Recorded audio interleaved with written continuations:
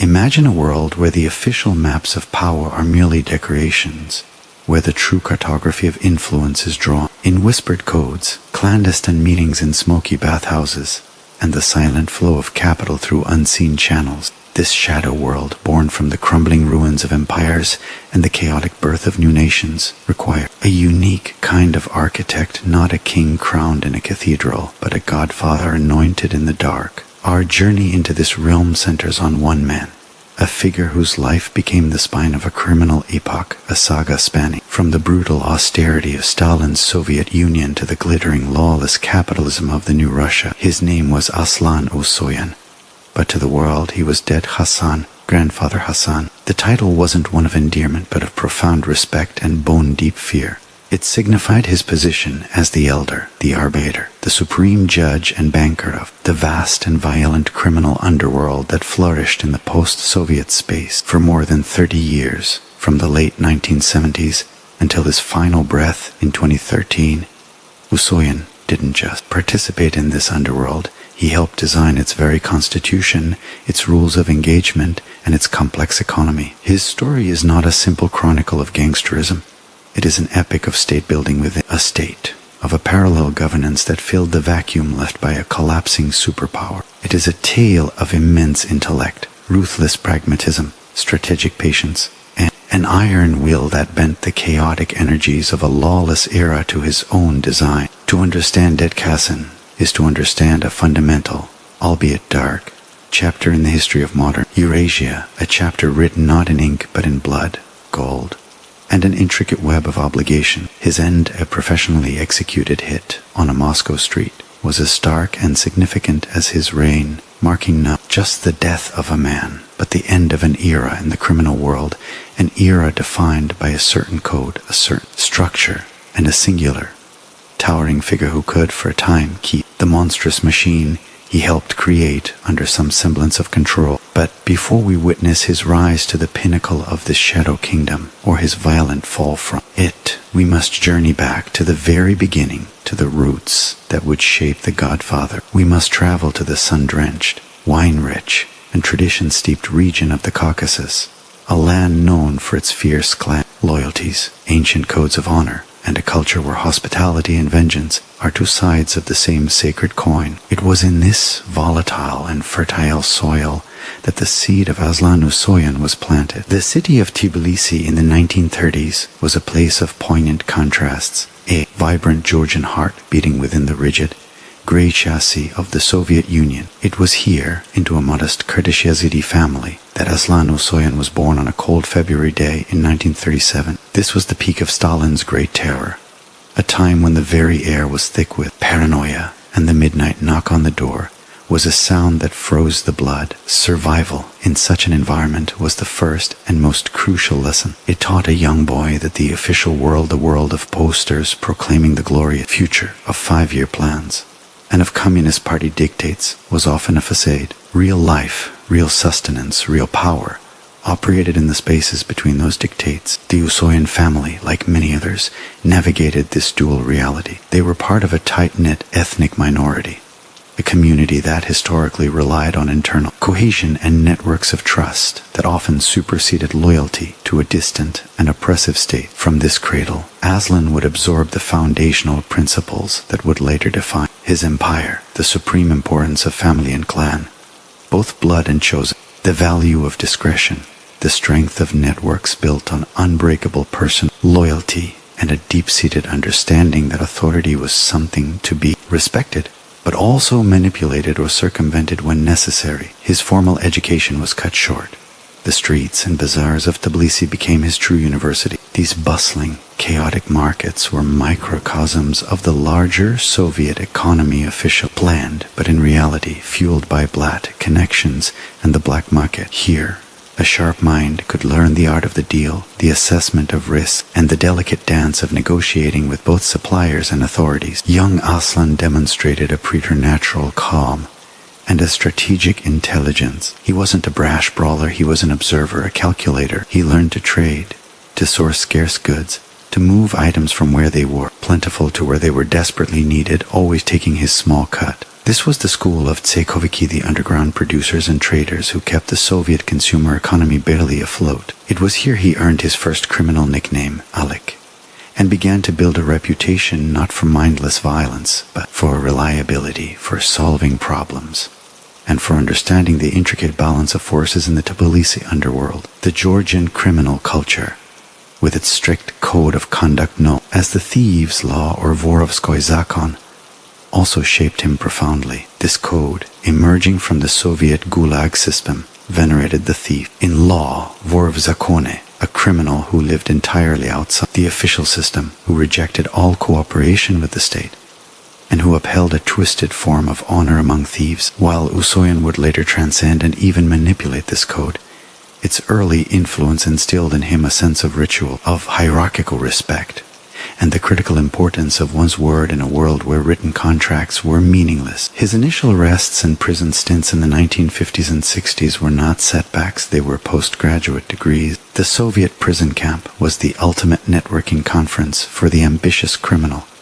It was here that Alik from Tbilisi met hardened criminals from Moscow, Leningrad, Ukraine, and Central Asia. He forged alliances that would last decades, learning the dialects of crime from across the Union, understanding the national and ethnic tensions he could later exploit or mediate. He earned his stripes, surviving the brutal hierarchy, and by the time he was released, he was no longer just a local Georgian hustler. He was a man with a network, a man who understood the vast, interconnected geography of Soviet crime, and a man ready to graduate from the bazaars of Tbilisi to a much larger stage. That stage presented itself as the Soviet Union itself began its long, slow, and terminal decline. The stagnant economy of the Brezhnev era in the 1970s and 82nds created unprecedented opportunities. The gap between what the state provided and what people wanted grew into a chasm, and men like Usoyan became the bridge builders, orchestrating the flow of everything from jeans and records to cars, and, increasingly, hard currency. He moved his base to Moscow, the heart of the empire, recognizing that true power was centralized there. It was during this period of expansion and consolidation that he transformed from Alik the trader into Ded Khasan, the patriarch, setting the stage for his ascension to the throne that would be fully realized in the chaotic power vacuum of the 1990s. The late 1970s and 1980s marked Aslan Usoyan's strategic entrenchment in Moscow, a period where he evolved from a well-connected intermediary into a formidable institutional power within the Soviet underworld. This era, often glossed over in favor of the explosive violence of the 92nds, was in fact the crucible in which his unique methodology was forged. Unlike the stereotypical gangster, Khasan did not seek flashy notoriety. He cultivated an aura of quiet, inscrutable authority. His power base was built on two interconnected pillars: economic ingenuity and conflict resolution. As the Soviet economy creaked under the weight of inefficiency and corruption, a parallel shadow economy, worth billions of untraceable rubles, thrived. Usoyan positioned himself not merely as a participant, but as a crucial node and guarantor within this system. His operations grew in scale and sophistication, moving beyond consumer goods. His networks became involved in the embezzlement of state resources, large-scale fraud against government ministries, and the illicit trade of precious metals and stones. He mastered the art of obshak, the communal fund used by criminal groups to support imprisoned members, bribe officials, and finance new ventures. Through a combination of fear, fairness, and flawless logistical acumen, Usoyan gained a reputation as a supremely reliable bank and arbitrator for the obshak funds of numerous gangs, effectively becoming the central banker of the Moscow criminal world. This role required absolute trust, and he built it by being scrupulous, honest in his dealings according to his own ruthless code. A promise made by Ded Khasan was an ironclad contract. A debt owed to him was a debt that would be collected, but with chilling, patient precision, not impulsive rage. His second pillar, conflict resolution, is what truly began to set him apart. The criminal world of Moscow was a fractious ecosystem,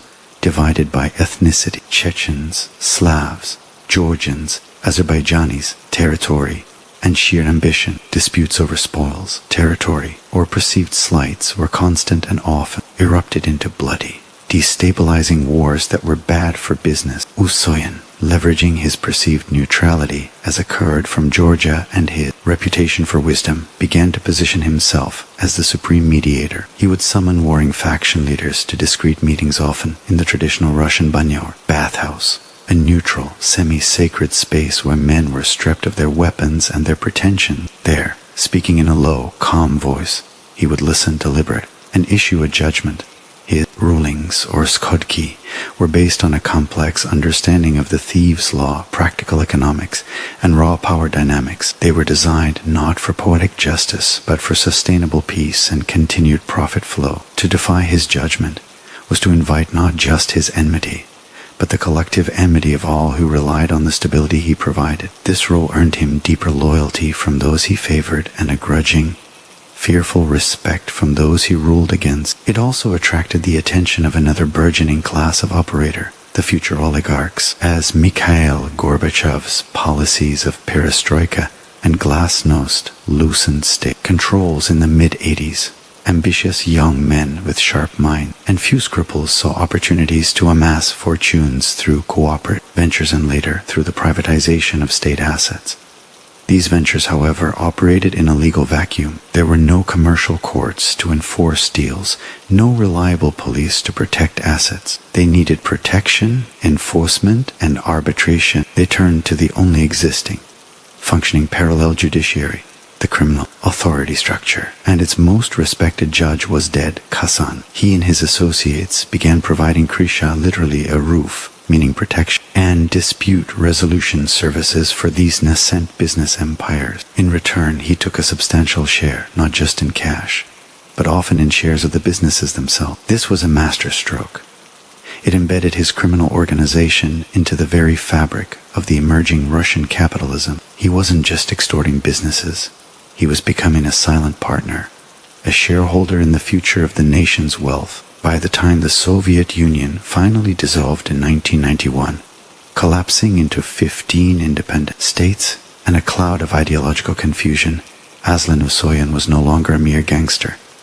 He was a deeply entrenched institution. He had a vast, cross-continental network of loyalists, a formidable economic war chest, a reputation as an unassailable arbiter, and a growing portfolio of stakes in the industries that would define the new Russia, the coming anarchy of the 1990s, which would destroy the lives and hope of millions, was for Ded Khasan not a cataclysm, but the opening of a floodgate. The chaotic tide of unregulated privatization, vanished state authority, and desperate human need was the very element in which his meticulously built organism was designed to thrive, and thrive it would, ascending to heights of power that would make him a legend and a target in equal, deadly measure. The collapse of the Soviet Union in 1991 did not create the Russian criminal world. It unleashed it. The state, once an omnipresent Leviathan, retreated almost overnight, leaving behind vast, lawless steppe of economic assets, political confusion, and human desperation. Into this vacuum surged the forces that had been building in the shadows for decades, and at the forefront was Aslan Usoyan, now in his mid-50s, a seasoned general ready for the war of all against all. The 1990s in Russia were not merely a decade. They were a social and economic frenzy, a period of primitive accumulation where the rules were written daily by the most ruthless, the most cunning, and the best armed. For Ded Khasan, this was his zenith. His organization transformed from a powerful criminal syndicate into a quasi-state entity, a shadow government with its own foreign policy, economy, and system of justice. The privatization vouchers handed out to the populace were swiftly gathered, often through intimidation or for pittance, by his foot soldiers and allied businessmen. The auctions for state-owned enterprises, oil fields, metal smelters, media conglomerates were not won on the merit of business plans, but on the strength of the krisha behind the bidder. Usoyan's network provided the ultimate krisha. His role expanded exponentially. He was now the chief mediator not just between street gangs, but between the emerging financial industrial groups, the so-called oligarchs, who were carving up the country. A dispute between two tycoons over a nickel mine in Siberia could, and often would, end up in Hassan's court for arbitration. His word could settle $1 billion conflict, saving the parties from a costly and bloody corporate war. This power made him indispensable, but it also made him a repository of the most dangerous secrets in Russia. He knew who had stolen what, who had betrayed whom, and who had blood on their hands while wearing an Armani suit. His influence stretched far beyond Russia's borders. The newly independent states of the former Soviet Union, Ukraine, Georgia, Azerbaijan, the nations of Central Asia were experiencing their own chaotic transition. Khasan, with his deep-rooted ethnic and criminal connections across the Caucasus and Central Asia, became a transnational power broker. He could facilitate cross-border trade where official channels had collapsed,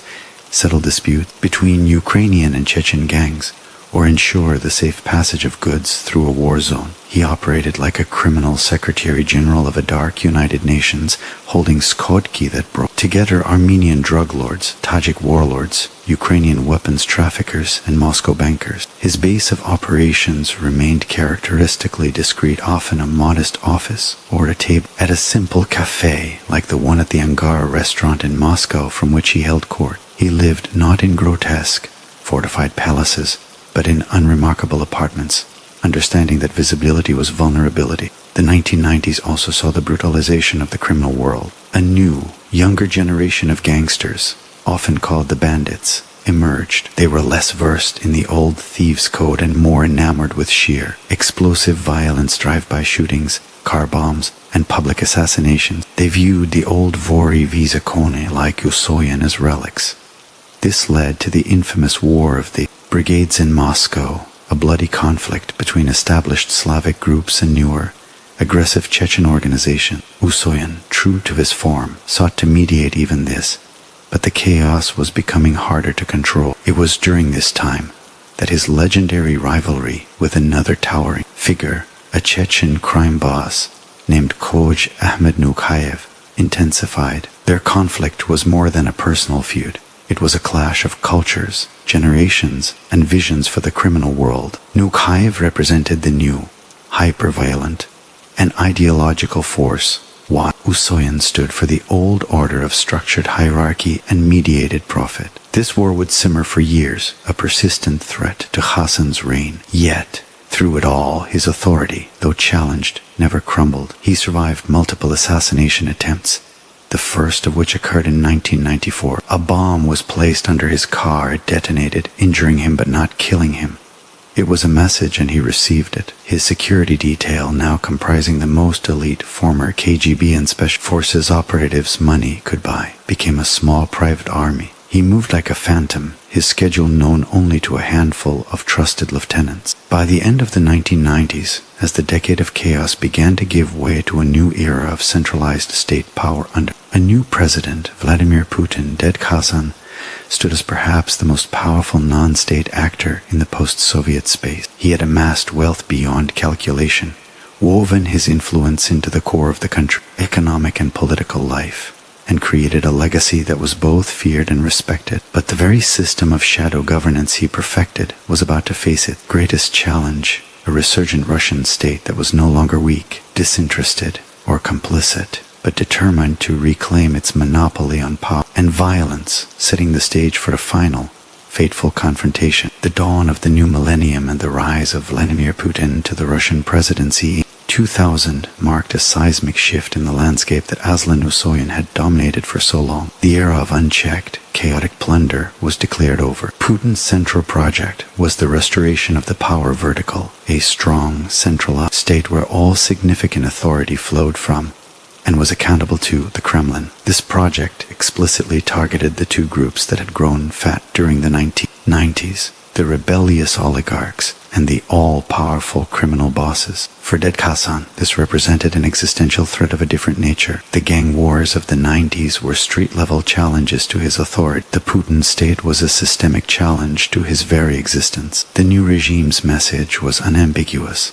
There could be only one source of law, one collector of taxes, and one ultimate arbiter in Russia, and it would not be a Kurdish godfather holding court in a Moscow cafe. The state began to reassert its monopoly on violence with brutal efficiency. Security services were purged, streamlined, and refocused. High-profile oligarchs like Mikhail Khodorkovsky were arrested and their empires dismantled, sending a clear signal that private accumulation of political power would not be tolerated. For the criminal world, the strategy was more complex. The state did not seek to eradicate it entirely, an impossible task, but to subjugate it, to bring it under control, and to co-opt its most useful function. Usoyan, the ultimate survivor, understood the new reality earlier and more acutely than many of his contemporaries. His strategy shifted from expansion to a delicate, dangerous dance of accommodation and resistance. He could no longer act as a public arbiter for the oligarchs. Those disputes now had to be settled in the Kremlin's shadowy anterooms or in legally dubious but state-sanctioned corporate raids. His role began to recede from the public political sphere and retreat into the purely criminal and transnational domains where the state's reach was still incomplete. He focused on consolidating his core, immensely profitable businesses, narcotics trafficking from Afghanistan through Central Asia into Europe, extortion and protection racket within established markets, illegal gambling operations, and his extensive money laundering networks that stretched from Cyprus and Switzerland to the United Arab Emirates. His relationship with the state became a tense, unspoken negotiation. On one hand, law enforcement pressure increased. His associates were arrested, his finances scrutinized, his movements tracked. On the other hand, his deep knowledge and connections made him a potentially valuable, if toxic, asset. It is widely believed by analysts of organized crime that a form of understanding, a grim modus vivendi, was reached. The state would tolerate his continued operation in certain spheres, particularly those that did not directly challenge the Kremlin's political or economic interests, and those that were seen as cleaning up the criminal world by imposing a single, manageable hierarchy. In return, Usoyan would ensure a degree of criminal order, prevent destabilizing gang wars on Russian territory, and potentially provide plausible deniability for certain state operations in regions like the Caucasus or for influencing criminal groups in neighboring countries like Ukraine. He became, in effect, a contractor for stability in the underworld. This period also saw the grim professionalization of his own security apparatus. Having survived the 1994 bombing, he lived in a state of perpetual, calculated siege. His bodyguards were no longer just tough street enforcers.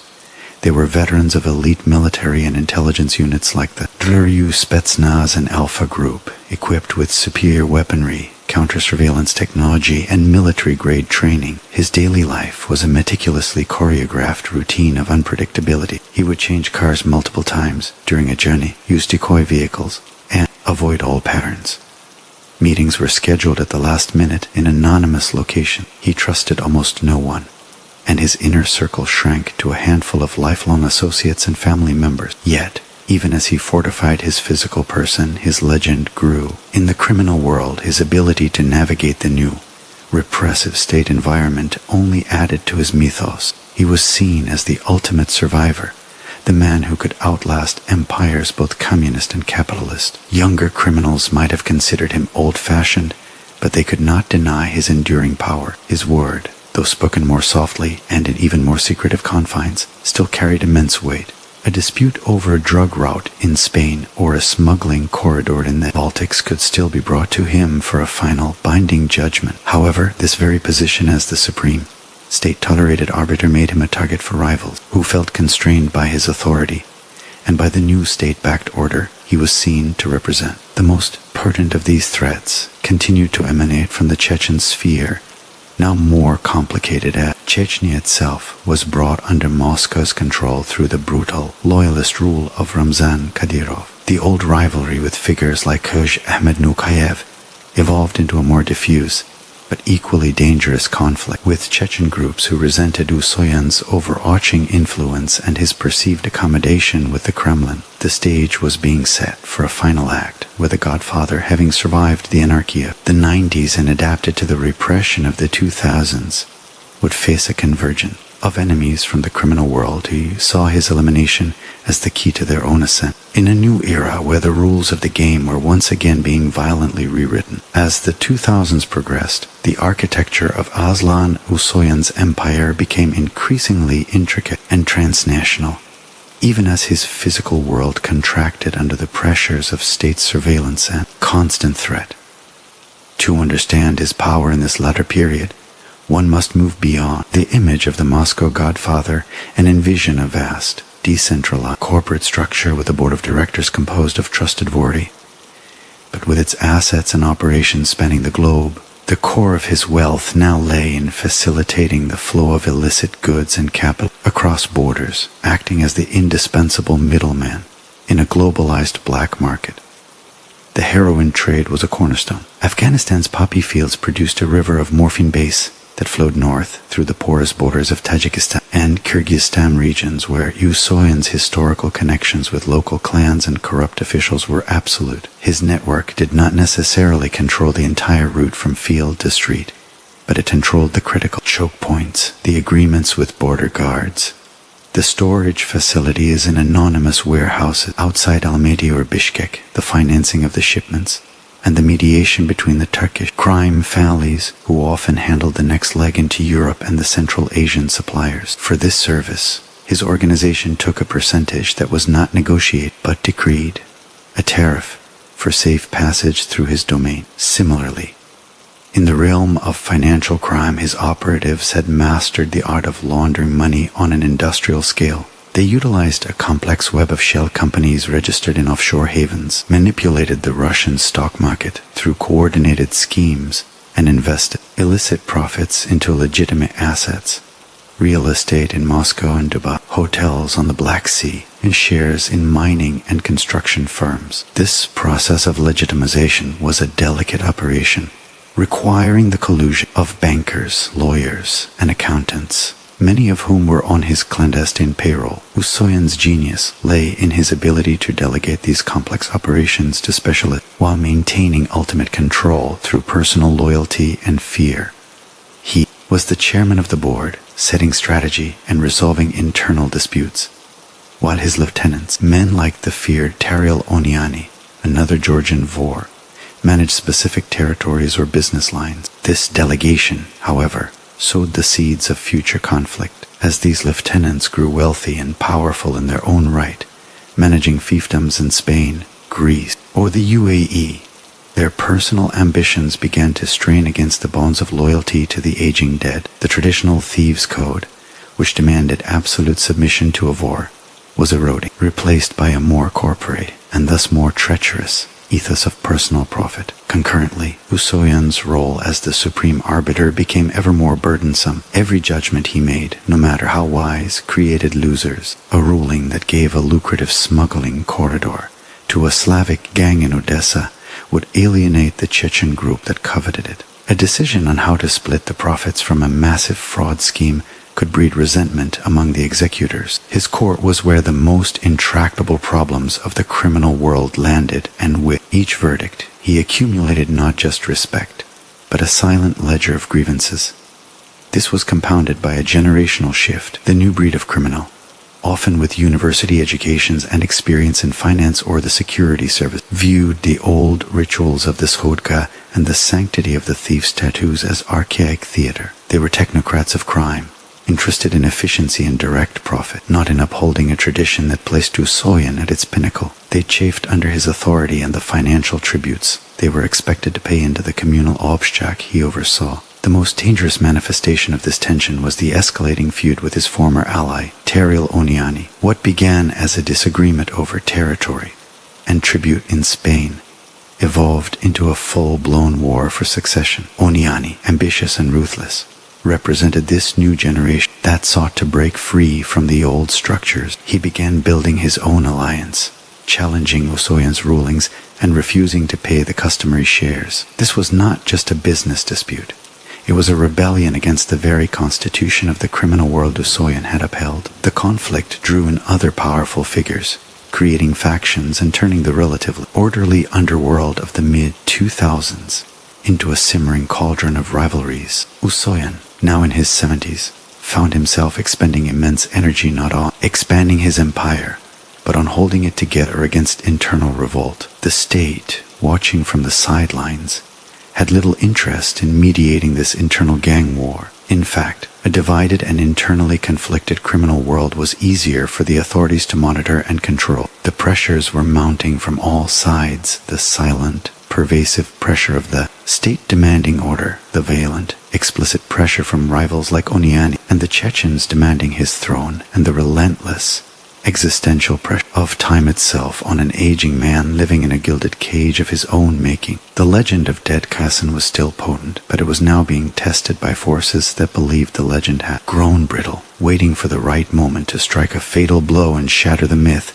once and for all. The internal strife within Usoyan's realm reached a critical and violent juncture in the late 2000s, transforming from a cold war of whispered grievances into a hot war of assassinations and territorial grabs. The schism with Tariel Oniani, once a trusted lieutenant, became the defining conflict of Usoyan's late years, a civil war within the post-Soviet criminal elite that spilled blood across multiple countries. Oniani, who had built a formidable power base in Spain and the Caucasus, openly challenged the authority of Ded Khasan, refusing to acknowledge his arbitration and withholding funds from the communal obshchek. This was an act of profound sacrilege in the old code, equivalent to a vassal declaring independence from his king. Usoyan responded not with immediate, overwhelming force, but with the tools he had always wielded most effectively: isolation and judicial condemnation within the criminal world. He convened a council of respected Vori v Zakone, those still loyal to the traditional ways, and they formally expelled Oniani from the fraternity, stripping him of his thief-in-law status. This was meant to be a death sentence in the underworld, rendering Oniani an outcast, without rights or protection. But Oniani, a product of the new era, dismissed this ceremonial excommunication. His power derived not from titles bestowed by a council of elders, but from guns, money, and a private army of enforcers. The conflict escalated rapidly. Ambushes and shootings became commonplace. Associates of Oniani were gunned down in Tbilisi and Moscow. Usoyan's loyalists were targeted in Spain. The war was not confined to foot soldiers. It was a decapitation strategy. In 2008, the violence struck perilously close to Usoyan himself. A trusted ally and fellow thief-in-law, Vyacheslav Yaponchik Ivankov, was shot by a sniper in Moscow. Ivankov, a legendary figure in his own right, was a close friend and a key bridge for Usoyan to certain Slavic criminal groups. His death was a devastating blow and a clear message. No one in Usoyan's inner circle was safe. While the assassin was never conclusively linked to Oniani, the attack occurred within the context of their war and served to heighten the sense of siege around the aging godfather. Usoyan's response was characteristically strategic but underscored his vulnerabilities. He could no longer rely on the universal authority of the thieves' law to command obedience. He had to rely on alliances of convenience and the raw application of force through his remaining loyalists. He deepened his cooperation with other groups who saw Oniani as a common threat, including some Czech factions, creating a fragile anti-Oniani coalition. This period also saw Usoyan navigating an increasingly complex relationship with the official power structures in his native Georgia following the Rose Revolution of 2003. The new government under Mikhail Saakashvili launched an aggressive campaign against organized crime, specifically targeting the institution of the Vor v Zakone. Many were arrested and their assets seized. Usoyan, though long based in Moscow, remained a potent symbol of the old Georgian criminal elite. The Georgian government's actions further eroded his traditional power base and limited his ability to maneuver in the Caucasus, pushing him to rely even more on his networks in Russia and the Middle East. It was during this tumultuous time that he began spending more time outside of Russia, particularly in the United Arab Emirates, a hub for Russian criminal capital and a place where he could operate with slightly less fear of immediate arrest or attack. Dubai, with its glittering towers and discreet banking, became a secondary nerve center for his operation. Yet, even here, the war followed him. The global reach of his empire meant his enemies had global reach as well. Assassination plots were uncovered. Security was perpetually on high alert. The man who had once mediated the fate of nations from a modest cafe was now a fugitive from his own legacy, moving between safe houses, constantly looking over his shoulder. The psychological toll of this existence on a man in his 70s must have been immense. The paranoia, the betrayal by former allies, the constant mourning of murdered friends, the erosion of the code he had built his life upon, all of these factors weighed heavily on Ded Khasan. Yet, he showed no public sign of retreat or abdication. To do so would be to invite a feeding frenzy. He had to project strength, stability, and unwavering control, even as the foundations cracked beneath him. His survival through this period reinforced his myth. But it was a myth now maintained at an unsustainable cost. The war with Onyani had created a binary dynamic in the underworld. You were either with Ded Khasan or against him. This polarization made mediation his greatest skill. Nearly impossible. He was no longer the neutral judge above the fray. He was the principal combatant in the most important war. Every move he made was seen through the lens of this conflict, and every resource was diverted to fight it. The empire was no longer growing. It was consuming itself in a battle for its own soul, a battle between the old world of structured hierarchy and the new world of anarchic, corporatized crime. And as the first decade of the 21st century came to a close, the battle was reaching its climax, setting the stage for a sequence of events that would ultimately lead to a snowy Moscow sidewalk and the crack of a high-powered rifle. The year 2010 marked a turning point, a descent into a final, more personal and treacherous phase of conflict that would irreversibly narrow the path ahead for Aslan Usoyan. The war with Teriel Onyani's faction had metastasized, but a new and arguably more intimate threat emerged from within what was supposed to be his innermost circle of trust, his own protégé and fellow thief-in-law, a man named Roshan Janiev, known in the criminal world as Roshan Lenkorensky. Janiev, an Azerbaijani-born criminal who had risen under Usoyan's patronage, controlled significant rackets in Moscow and had deep ties to the Azerbaijani diaspora. He was considered part of Usoyan's extended family, a beneficiary of the Godfather's system. However, ambition and the changing dynamics of power-bred betrayal, Janiev began to secretly align himself with Onyani's forces, playing a dangerous double game while still enjoying the protection and status afforded by his association with Ded Khasan. This betrayal was discovered, and in the uncompromising logic of the underworld, it demanded a death sentence. In the summer of 2010, Janiev was summoned. The details are murky, woven from investigative reports and underworld whispers, but the outcome was starkly clear. Roshan Janiev was executed, reportedly on Usoyan's direct order. His body was found, and the message was sent.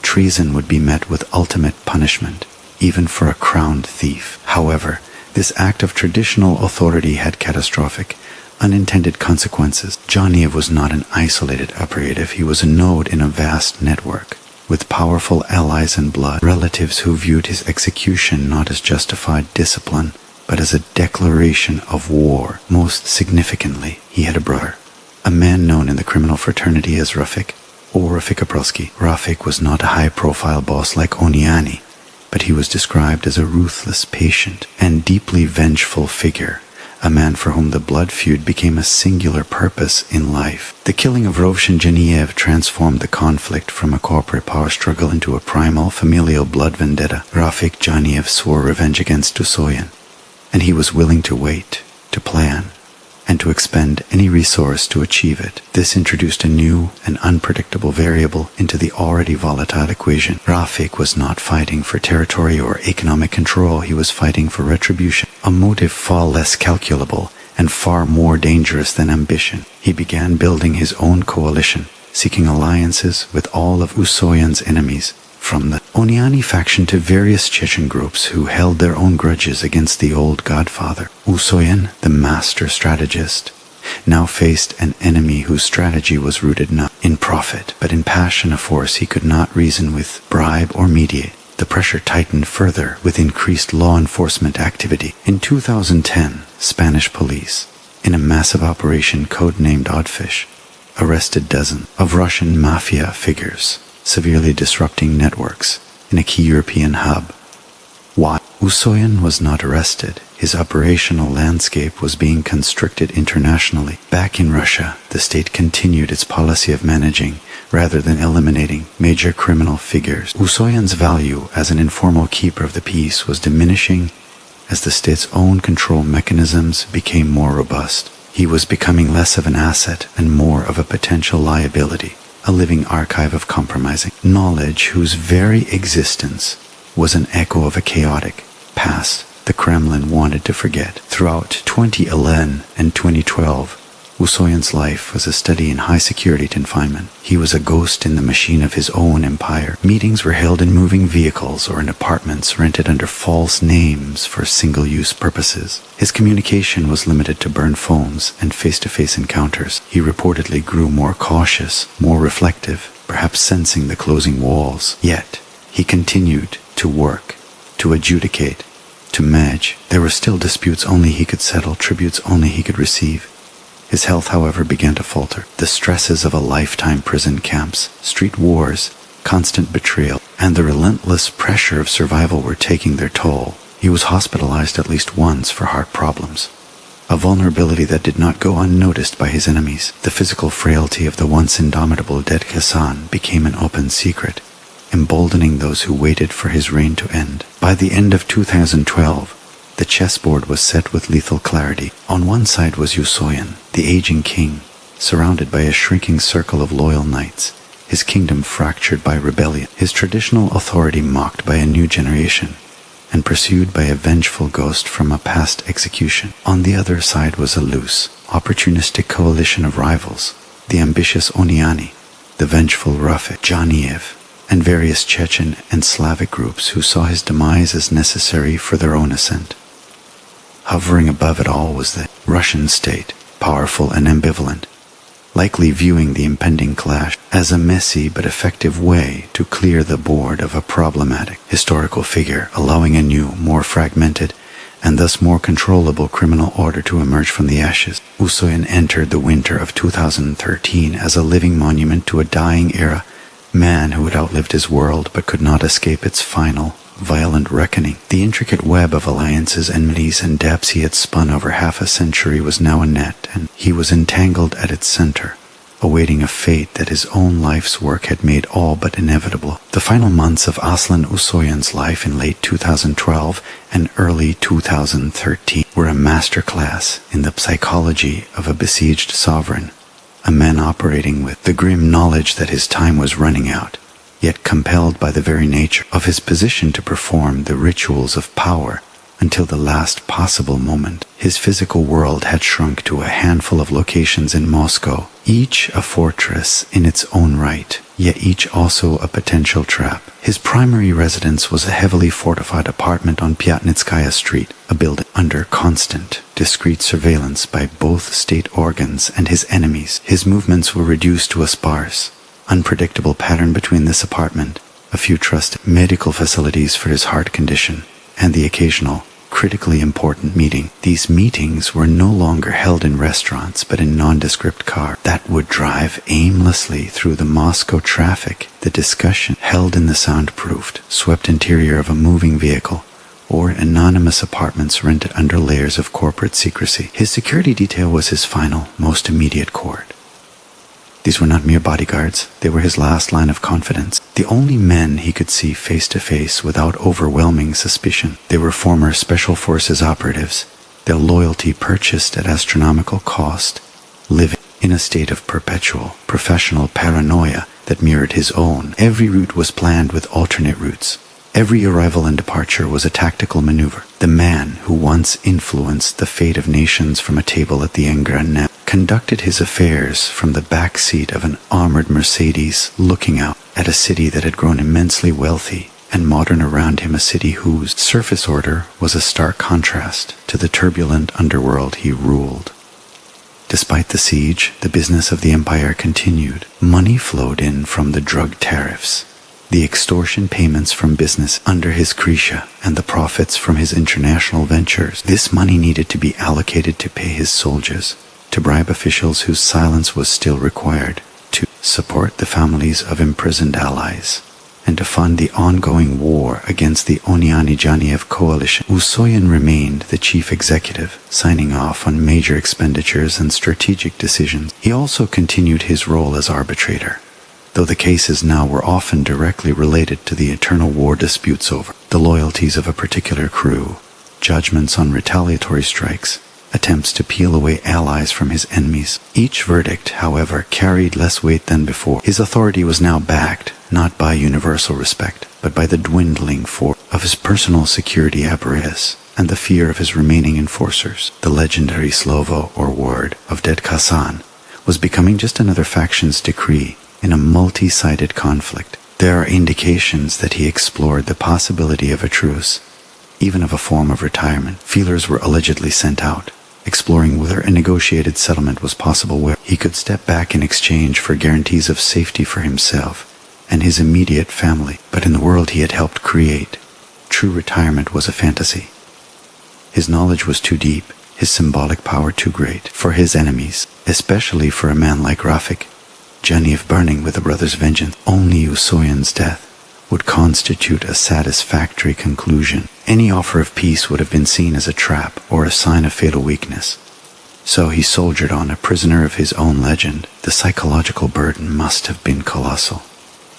He was a man who valued control above all else, now living in a reality where control was slipping through his fingers with each passing day. He could trust no new information absolutely, could make no public appearance, could enjoy none of the fruits of his immense wealth. His life was a sequence of secure rooms, armored cars, and guarded consultations with doctors. The vibrant, cunning young man from the Tbilisi bazaars, the powerful mediator of the 90s, had been reduced to this, a frail old man in a gilded cage, listening for the sound of the lock turning, knowing it would not be a friend with a key, but an assassin with a gun. Yet, to the outside world, and especially to the lower ranks of the criminal fraternity, the myth was carefully maintained. Messages were sent through intermediaries, orders were issued, the image of the all-seeing, all-knowing dead was projected like a shield. This performance was essential. The moment he was perceived as weak or hiding, the final assault would begin. He had to project normalcy, even as his world collapsed inward. This tense, claustrophobic existence carried him through the new year of 2013. The holidays passed in quiet, fortified solitude. January in Moscow is a time of deep cold and long darkness, a season that suits endings. Usoyan, according to scarce reports, was dealing with ongoing health issues. The cold weather aggravating his cardiovascular problem. It was for a medical appointment, a routine checkup, that he ventured out on the afternoon of January 16, 2013. It was a calculated risk, but a necessary one. Even a godfather needs a doctor. His security protocol was activated to decoy cars, the scrambled routes, the vigilant detail. They left the fortress on Pyatnitskaya Street, weaving through the mid-afternoon traffic, heading for the clinic. They believed they were unseen, that their movements were secure. But on that day, the calculation failed. Someone had pierced the veil of secrecy. Someone knew the route, the timing, the destination. The hunter, having waited with infinite patience, had finally found a flaw in the old lion's armor. The stage was now set, not in a boardroom or a bathhouse, but on an ordinary street in the Presnensky district, where the final, violent judgment on the life and reign of Aslan Usoyan was about to be delivered, not by a council of thieves, but by a single, silent bullet. The afternoon of January 16, 2013, was typically bleak and cold for a Moscow winter, the sky a sheet of pale grey, the city moving with the sluggish, bundled-up pace of the season. Aslan Usoyan, wrapped against the chill, was assisted into his armored Mercedes-Benz S-Class sedan outside his apartment fortress. The convoy, a masterpiece of defensive planning, comprised at least 2 other vehicles, a lead car scanning for threats, and a trailing car blocking any potential pursuit. The drivers and bodyguards were the best his money could buy, men who had trained in the most elite military units, their senses attuned to the slightest anomaly. The route to the private clinic was not a straight line. It involved sudden turns, pauses in side streets, and the use of underground parking garages to break any possible tail. Inside the car, Usoyan was likely silent, watching the familiar cityscape pass by, a man trapped in the routine of his own survival. The convoy proceeded along Rochdelsskaya Street, a broad avenue in the Presnensk district, an area of mixed residential and commercial buildings. They were close to their destination. The security detail's attention would have been at its peak, scanning pedestrians, other vehicles, windows, and rooftops. But the attack, when it came, was not from a direction or in a manner they had anticipated. It was not a car bomb, not a rolling ambush by a rival gang, not a frontal assault. It was a single, professional, surgical strike. As Usoyan's Mercedes slowed near the intersection with Ulitsa Mantulinskaya, perhaps for traffic or a final maneuver, a shot rang out. It was not the loud report of a close-range weapon, but the sharper, flatter crack of a high-velocity rifle fired from a distance. The bullet, later determined by ballistics to be from a customized sniper rifle likely fitted with a suppressor, traveled with horrific precision. It pierced the rear passenger side window of the Mercedes, which, despite being armored against standard firearms, was not rated to withstand a specialized armor-piercing round fired from a dedicated sniper platform. The projectile struck Aslan Usoyan in the neck, severing the carotid artery and jugular vein. The shot was a work of ballistic artistry. It avoided the thicker frontal armor of the vehicle, targeted a vulnerable angle through the window, and hit a spot on the body that would cause immediate, catastrophic, and almost certainly fatal hemorrhage. There was no chance for a second shot. It was not needed. Inside the car, chaos erupted in a confined, bloody space. The driver, reacting on pure instinct, slammed the accelerator, surging the heavy vehicle forward in a desperate attempt to escape the kill zone. The security detail in the other vehicles went into a frenzy, radios crackling, weapon drawn, eyes scanning the surrounding buildings for the telltale glint of a scope. But the sniper was already gone, having melted away into the afternoon, leaving behind only the echo of a shot and a dying man. The Mercedes, now a speeding hearse, did not head for the intended clinic. Instead, it raced towards the nearest major medical facility that could handle a trauma of this magnitude, the Moscow City Hospital number 31. The journey, though likely only minutes, was an eternity. Inside, Usoyan's bodyguards, trained in combat medicine, fought a hopeless battle against the geyser of blood from his neck. The godfather who had commanded armies of criminals who had arbitrated billion-dollar disputes was now helpless, his life draining onto the leather seats of his own car, his final moments a blur of speed, pain, and the shouting of desperate men. He was unconscious or in shock by the time the car screeched to a halt at the hospital entrance. He was rushed inside on a gurney, a team of surgeons waiting, but the outcome was preordained. The damage was too severe, the blood loss too total. Efforts to resuscitate him continued for some time, a formality performed on a body that was already emptying of its legendary life force. At approximately 5 p.m. Moscow time, Aslan Usoyan, known to the world as Ded Khasan, was pronounced dead. The official cause, acute blood loss from a gunshot wound to the neck. The news did not break immediately. There was a period of stunned silence as the information traveled through secure channels to the authorities and then, like a seismic wave, through the labyrinth of the criminal underworld. When it finally reached the public, it was through terse law enforcement statements and then a media frenzy. The murder was not just a crime, it was a historical event. The godfather was dead. The order he represented, however frayed, had been violently severed.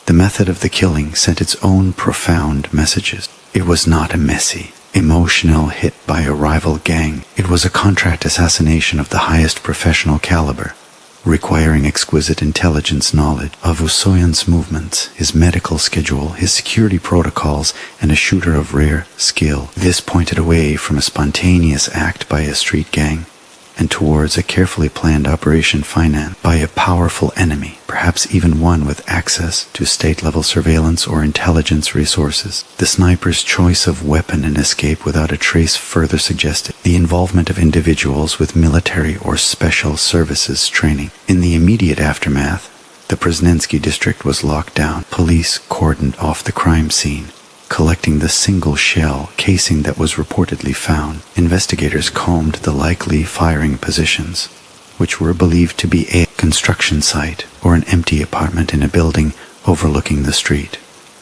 But they were, as expected, chasing ghosts. The killer had vanished, the weapon was gone, and the planners were hidden behind layers of cutouts and deniability. The war for Ded Khasan's throne, which had been simmering for years, was now an open, frantic scramble. His physical death was the starting pistol for a new, even more chaotic phase of the conflict, as every faction that had lived under his shadow, or fought against it, now moved to claim what they could of the empire that was, left leaderless, vulnerable, and drenched in the blood of its founder. The silence that followed the gunshot was not merely auditory.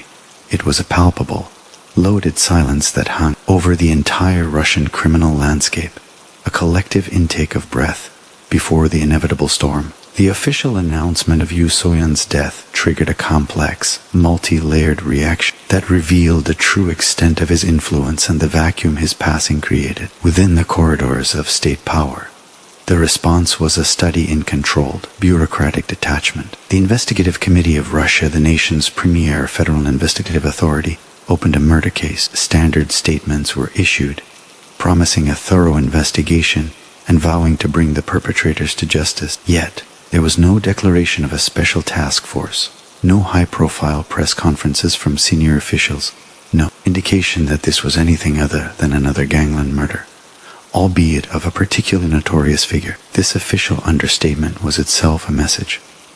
It signaled that the state would not mourn the death of a shadow sovereign. It would process it as a criminal matter, not a political one. Behind the scenes, however, the security services were undoubtedly in a state of high alert, not necessarily to solve the crime for justice's sake, but to monitor and manage the destabilization they knew would follow. They would be mapping the shifting alliances, identifying the new power players, and assessing whether the resulting power struggles would spill over into the public sphere in a way that threatened the state's hard-won monopoly on visible order. For the ordinary citizens of Moscow, the news was a sensational tabloid headline, topic of grim fascination and whispered speculation over kitchen tables for the business elite who had once relied on his krisha.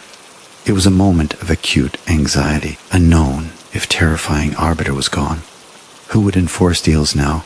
Who would provide protection? Would the new masters be more voracious, less predictable? Many scrambled to renew or establish connections with other powerful figures or to bolster their own private security, anticipating a period of lawless realignment. But it was within the criminal world itself that the earthquake was most profound. The news spread through encrypted phones and hushed meetings, each faction processing it according to its own ambitions and fears. For Usoyan's inner circle and loyalists, it was a cataclysm.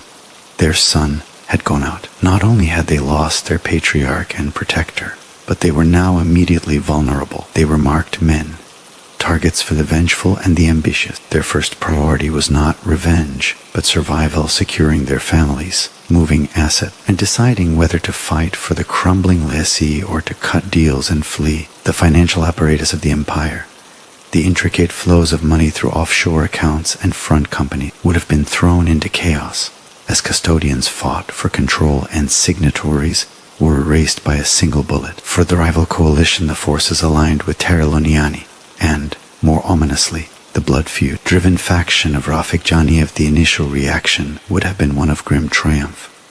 Their primary obstacle was removed, but triumph quickly gave way to strategic calculation. They had to move swiftly to consolidate their victory, to claim Usoyan's territory, his rackets, and his tributary networks before other opportunists did. They also had to beware of retaliation from loyalists and from each other, as the temporary alliance that had formed against a common enemy was inherently fragile and now liable to fracture. For the broader community of Vor, Zakone, especially the older generation, Usoyan's murder was a profound, symbolic blow. It was not just the killing of a man.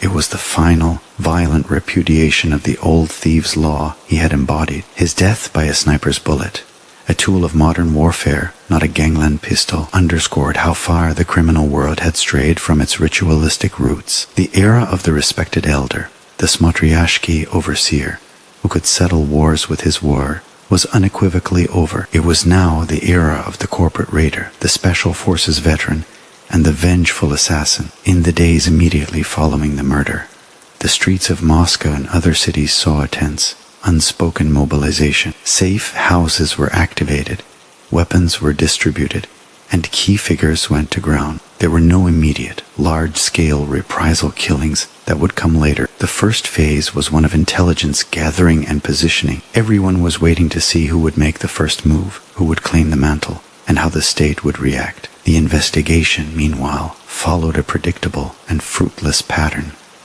Witnesses were scarce and uncooperative. Security camera footage from the area was mysteriously lacking or of poor quality. The single shell casing provided a ballistic fingerprint, but without the rifle to match it to, it was useless. The likely firing position was identified a window in an unoccupied apartment, but it yielded no forensic evidence. The hit was too clean, too professional. The investigators, many of whom were likely aware of the decades of compromised relationships between law enforcement and the criminal world, would have known the chances of a judicial resolution were virtually zero. The case joined the ranks of other high-profile, unsolved assassinations in modern Russia, a file that would remain technically open but effectively dormant. A monument not to justice, but to the impunity that exists at the intersection of high-level crime and opaque power. As the initial shock began to recede, the central, haunting question took hold in the mind of everyone from police investigators to low-level street enforcers who ordered the hit. The list of suspects was long, but the method pointed to resources and patience that narrowed the field considerably, setting the stage for a prolonged and bloody struggle for succession that would truly define the post-Khasan era. In the shadowy aftermath of the assassination, the question of who was not a single answer but a web of probability, each thread leading to a different powerful entity with motive, means, and a chilling lack of compunction. The investigation, stymied by a wall of silence and professional tradecraft, turned to the realm of motive, and here the suspects formed a grim pantheon. At the forefront, burning with the most primal and publicly known motive, was Rafik Janiev. The blood feud born from the execution of his brother Rovshan provided a motive that was personal, absolute, and culturally resonant. In the Caucasus, from where both men hailed, a vendetta is not merely a desire for revenge, it is a sacred obligation, a debt of honor that supersedes all other concerns, including business or personal safety. Rafik had sworn to avenge his brother, and he had the resources, connections, and patience to see it through. Financing a professional sniper of the caliber required would have been well within his means, and his networks within the Azerbaijan and broader Caucasus criminal diaspora could have provided the logistic support, the safe houses, the surveillance, the escape route. His motive was clear and emotionally satisfying for the public narrative, painting the hit as a classic, almost mythological act of clan vengeance. However, the sheer professionalism of the operation also suggested a colder, more strategic mind behind it, perhaps using Rafik's passion as a perfect cover or even as a contributing force in a broader alliance. This brought the focus squarely onto Tariel Oniani, the exiled thief-in-law, waging his corporate war against Usoyan's legacy, had the most to gain in terms of power and territory. Eliminating Ded Khasan would decapitate the opposition, throw Usoyan's vast network into disarray, and allow Oniani to position himself as the new supreme arbiter. He had the financial resources, the international connections, particularly in Spain, where such contract killers were known to operate, and the strategic imperative. For Oniani, this was a move in a high-stakes business takeover, a hostile acquisition executed with extreme prejudice. Yet, Oniani was himself in prison in Spain at the time, having been arrested in 2010. While this did not preclude him from ordering the hit from his cell, such things were commonplace. It did complicate direct operational control and raised the possibility that his lieutenants, acting on standing orders or their own ambition, might have orchestrated it to please their boss and secure their own future. Beyond these two primary criminal suspects, a more unsettling and persistent theory pointed toward elements within the Russian state security apparatus, or at least individuals with deep ties to it. The hallmarks of the killing, the intelligence on Usoyan's movements, the use of a specialized sniper, the flawless escape all bore, the signature of a spetsoperacja, a special operation, more akin to a military or intelligence hit than a gangland murder. The state had several potential motives. First, Usoyan was a living archive of secrets.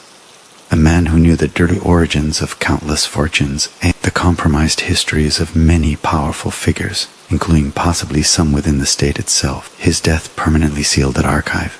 Second, his role as a parallel authority, while tolerated for a time, was an enduring affront to the Putineer doctrine of the monolithic power vertical. His elimination could be seen as the final clearing of a rogue, feudal holdout. Third, and perhaps most cynically, his murder could serve to destabilize the criminal world in a controllable way, provoking a war that would weaken all factions and make them easier for the state to manage or co-opt individually. There was also the Chechen angle.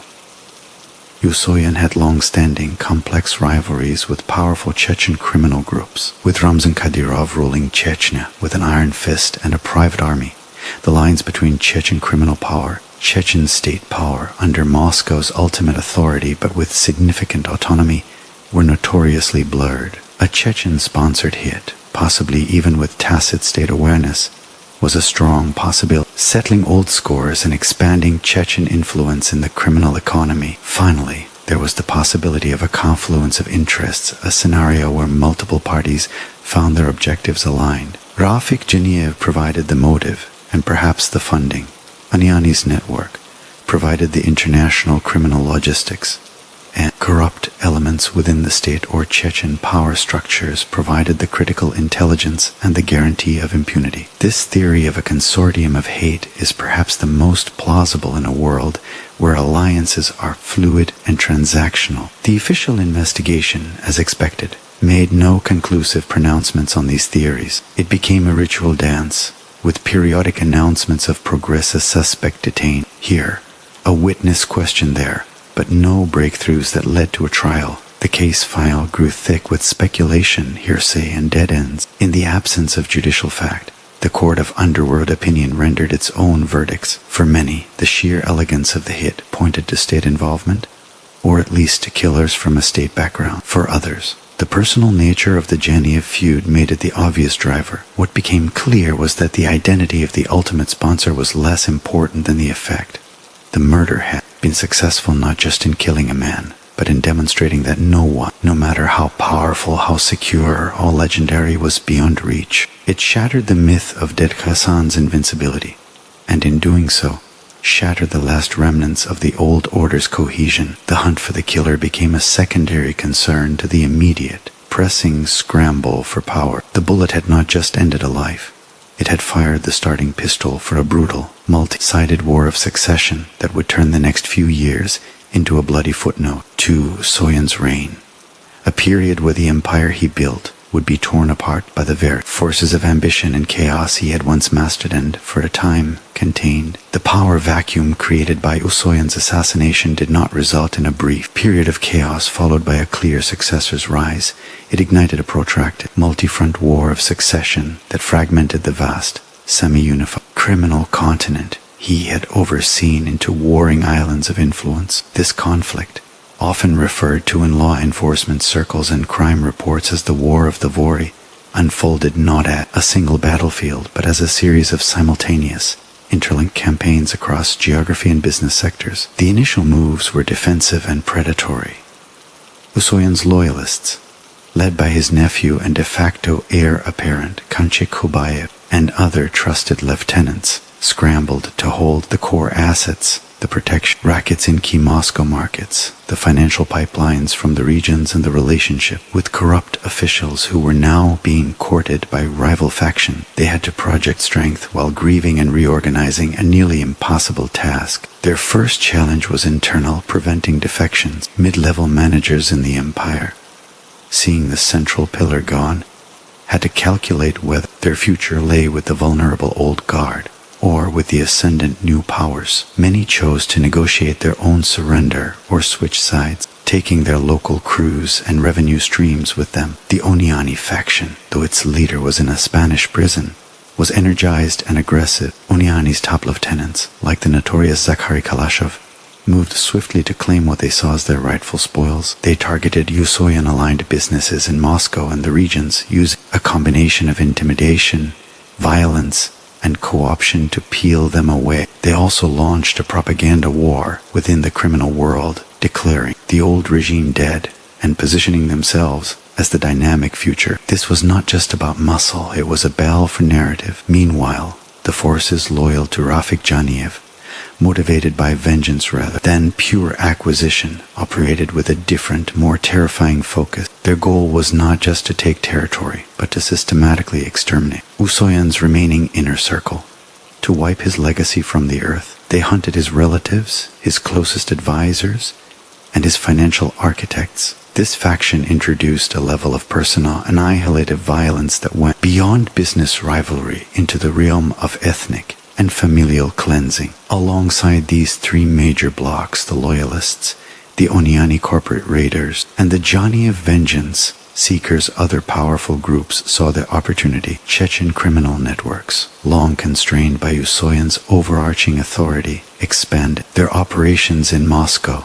and the drug transit routes from Central Asia. Slavic gangs, particularly those from the Tambov and Solntsevskaya groups, which had maintained an uneasy truce with Usoyan, moved to reclaim or seize territories they felt were rightfully theirs, especially in the lucrative spheres of smuggling and retail extortion. The war was therefore not a simple binary conflict, but a free-for-all, a predatory scramble where temporary alliances formed and shared with lethal consequences. The violence was both symbolic and brutally practical.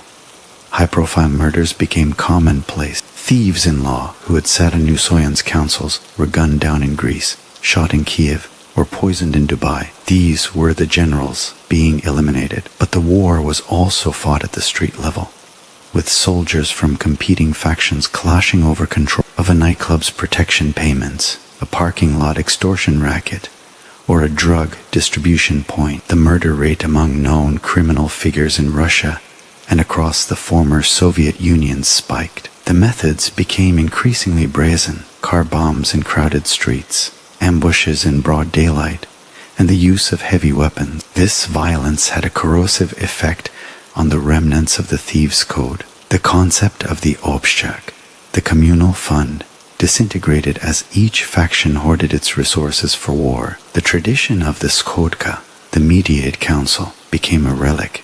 No one trusted a neutral arbitrator because none existed. Disputes were settled exclusively by force. The state's response to this internal war was telling. There was no major crackdown to stop the bloodshed. Instead, law enforcement often appeared to be monitoring, mapping, and occasionally swooping in to arrest figures made vulnerable by the conflict. It was a policy of managed chaos. The state allowed the criminals to weaken each other, occasionally removing a particularly troublesome or well-connected player, but largely permitting the purge to run its course. This period also saw the internationalization of the conflict.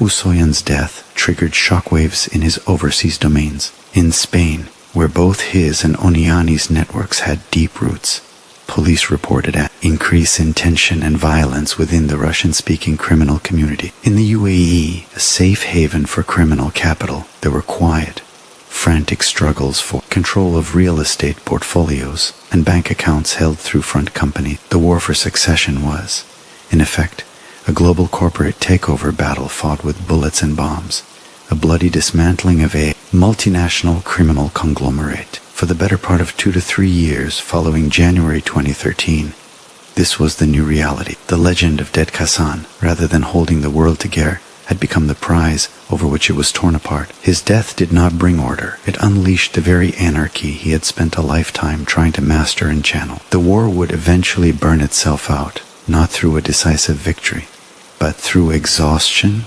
attrition, and the gradual reimposition of a new, more fragmented, and more subservient order under the watchful eye of the state. But in the immediate aftermath, the empire was in flames, and every would-be king was fighting for a piece of the ashes. As the war of succession raged, the fates of Usoyan's key lieutenants became a grim chronicle of the empire's dissolution, each story a marker in the violent transition of power. The state, a silent but potent actor in this drama, watched and occasionally intervened, not as a disinterested referee but as a gardener pruning a diseased and overgrown thicket. Kamchik Kubayev, Usoyan's nephew and the man many saw as the natural heir, found the inheritance to be a crown of thorns, tasked with holding the crumbling center. he became the primary target for both the Oniani and Jania faction. His life became a carbon copy of his uncle's final years, a nomadic existence of safe houses and armored convoy, but without the decades of accumulated respect and fear that had shielded Ded Khasan for so long. Kubayev lacked the mythos, the deep historical alliances, and the supreme arbitrator's aura. He was a general trying to command an army that was deserting, under attack from all sides. His efforts to rally the loyalists were met with a relentless campaign of assassination attempts and the poaching of his key subordinates. He survived multiple attacks, a testament to his own resources and luck, but his ability to project power was severely diminished. He became a symbol of a fading cause, fighting a rearguard action to preserve not an empire, but a family's safety and a fragment of its wealth. Other pillars of the old regime fell one by one. Thieves-in-law who had been part of Usoyan's inner circle, men who had benefited from his judgments and enriched themselves under his umbrella, were systematically hunted. Some were killed in Moscow, others abroad. A senior figure might be shot while leaving a restaurant in Athens, another would be found dead in a Yaroslavl apartment, a victim of a staged robbery. These were not random acts of violence, but targeted removals erasing the institutional memory and operational capacity of Usoyan's network. Each killing sent a ripple of fear through the remaining loyalists, accelerating the network's disintegration. The Janiev group, in particular, pursued this decapitation strategy with relentless fervor, viewing every associate of Usoyan as complicit in Roshan's death and thus a legitimate target in their blood feud. Meanwhile, the state's actions during this period were a masterclass in realpolitik. Law enforcement agencies, primarily the Ministry of Internal Affairs, MVD, and the Investigative Committee, did not launch a war on organized crime as a whole. Such an effort would have been monumental and politically messy, potentially disrupting the uneasy symbiosis that existed in many sectors. Instead, they pursued a strategy of selective enforcement. They arrested figures who were particularly vulnerable due to the internal gang warfare, or those whose ambitions had grown too large and threatened to create a new, singular power center that could challenge state authority anew. The arrest of Zakari Kalashov, a key Oniani lieutenant, in 2016 on extortion charges, was a prime example. Kalashov, a powerful thief-in-law in his own right, was seen as a potential new overboss. By taking him off the board, the state prevented the consolidation of power in one rival's hands and maintained the fragmented, manageable landscape. Similarly, pressure was applied to others who sought to fill the vacuum. The message was clear. The state would allow the criminals to fight, but it would not allow a new Ded Khasan to emerge. The state also used the chaos as an opportunity to gather intelligence, turn informants, and penetrate the weakened organizations more deeply. Desperate figures, facing annihilation from their criminal rivals, sometimes saw cooperation with the authorities as the only path to survival. This influx of information further destabilized the criminal world from within. Beyond arrests, the state employed financial pressure. Investigations into money laundering were intensified, targeting the front companies and banks used by the warring factions. Seizing assets was a way to cripple their war chests without a single shot being fired. This financial scrutiny pushed criminal capital into even more opaque channels or overseas, further fragmenting their operational control. The state's ultimate goal appeared to be the transformation of organized crime from a quasi-state rival into a manageable, decentralized nuisance, a series of competing firms that could be monitored, taxed indirectly through corruption, and played against each other, rather than a unified shadow government. This period also saw the final, symbolic end of the old thieves' world. The institution of the Vor v Zakone, already hollowed out by commercialization and betrayal, was dealt a death blow by the war. The title became a marketing tool for ambitious gang leaders, not a mark of sacred honor. The communal obshchak was dead. Funds were now privately held for personal armies and bribes. The tradition of the skodka was irreparably broken, replaced by covert meetings brokered by intermediaries who themselves could not be trusted. By intervening selectively but decisively, the state ensured that the post-Usoyan criminal landscape would be one it could dominate. The war, in a grim sense, did some of the state's dirtiest work for it. eliminating hardened veterans and burning out networks. The state then moved in to cap the process, preventing any single victor from emerging, and laying down the new, unwritten rules: operate, profit, but do not aspire to sovereignty. Do not challenge the state's monopoly on ultimate authority, and do not create public disorder on a scale that demands a forceful response. The fate of Usoyan's lieutenants and the state's calculated maneuvers during this period demonstrate that his death was not just a gangland murder, it was a pivotal moment in the state's long project to subjugate the autonomous criminal power that had risen from the ashes of the USSR, a project that required the Godfather's removal not just from life, but from legend. The legacy of Aslan Usoyan, in the years following his death and the subsequent carnage, underwent a complex metamorphosis. The man himself was gone, the empire shattered, but his influence lingered not as a functioning system, but as a ghostly benchmark, a historical turning point against which all that followed was measured. The post-Usoyan criminal world that emerged from the ashes of the War of Succession was fundamentally different in character, structure, and ethos. It was no longer a realm where a single, charismatic patriarch could summon warring factions to a bathhouse and issue a binding decree. The model of centralized arbitrative authority died with him. In its place arose a more corporate, fragmented, and volatile landscape, resembling a network of competing holding companies rather than a feudal kingdom. Power was dispersed among a dozen or so major groups, the remnants of the Slavic gangs like the Solntsevskaya. The strengthened Chechen networks now often intertwined with the official power structure of Chechnya.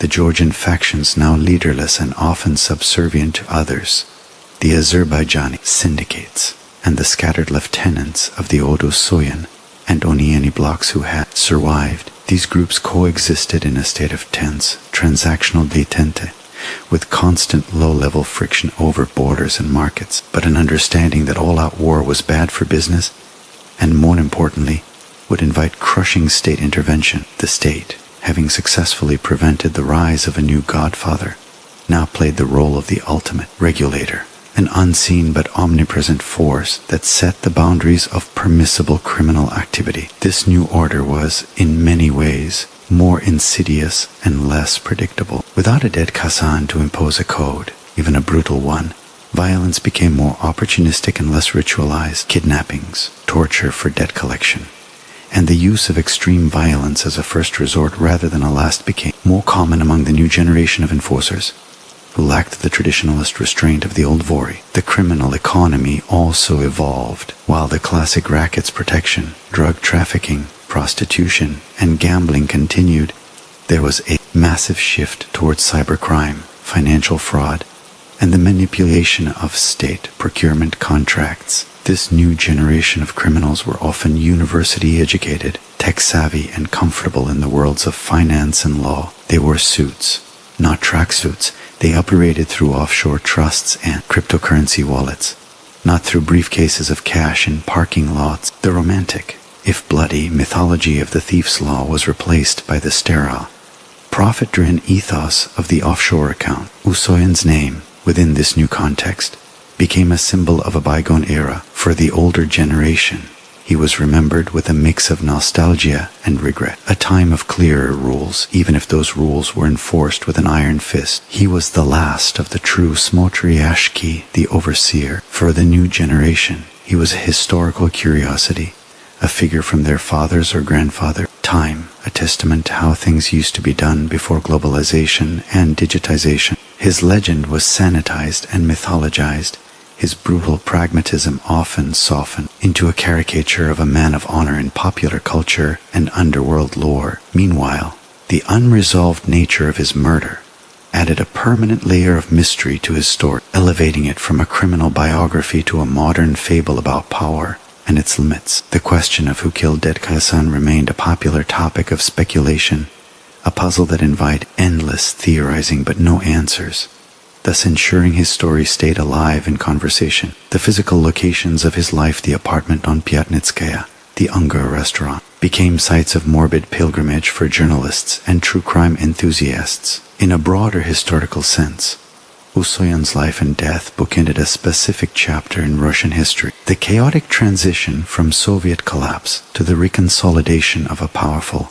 authoritarian state. He was a product of the first act and a casualty of the second. His career demonstrated how criminal structures could fill a state vacuum. His demise demonstrated the absolute determination of the resurgent state to reclaim that space. His legacy, therefore, is dual. He is remembered as the most powerful criminal of his age, but his ultimate fate is a stark lesson in the impermanence of any power that exists outside the sanction of the modern Russian state. The empire he built did not survive him because it was, in the end, an empire of shadow, unable to withstand the harsh light of state consolidation and the internal rot of betrayal. The world he left behind is one he would scarcely recognize, a decentralized, digital, and deeply cynical marketplace of crime, where his name is invoked less as a standard to aspire to and more as a reminder of a time when the underworld, for all its violence, had a perverse sense of order, and a single, quiet voice in a Moscow cafe could,